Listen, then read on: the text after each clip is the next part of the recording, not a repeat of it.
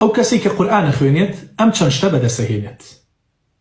ئەو کەسی کە ئەهلی قورئانە، نەک بەس قورئانەکە بخوێنێت، واتە لە ژیانی ڕۆژانەیدا وەکو قورئان ڕێئەکات، وەکو قورئان ژیانی بەڕێئەکات. ئەوەڵەن ئەبێتە خۆشەویستی خوای گەورە.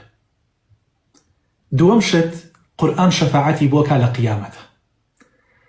سێیەم شت خوای گەورە بە هەر حرفێکە لە زمانی ئەم عەبدە دێ، بە هەر حرفێکی قورئان دە چاکەی بۆ نووسێت. ئەلیف لام میم، سێ حرفە تۆ سی چاکەت بۆ نووسێت. بسم الله الرحمن الرحیم، 19 حرفە 190 خێرت بۆ نووسێت. پاشە چوارەم ڕەفعی دەڕەجاتە لە قیامەتە. بە هەر ئاەتێکی قورئان کە حیفزت کردووە تۆ مەرتەبەت لە قیامەتا بەرزە بێتەوە.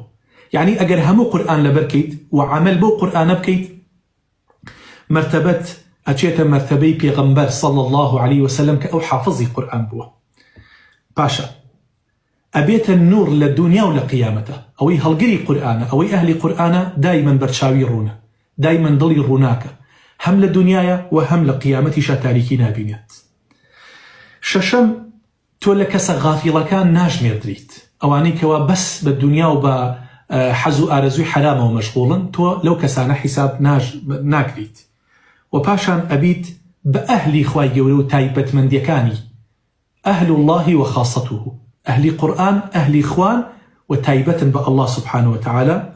و ئەخیراً ئەبێتە نورێک لە ناو دڵتە، کاتێک کێشەیەک ڕوتیەکە، کاتێک ناڕەحەتیە ڕوتیەکات، ئەم قورئانە سبحان الله هەموو ئەو ناڕەحەتیانە لە ئابات، ژیانت پڕ ئەکا لە میهرەبانی و لە ئارابی.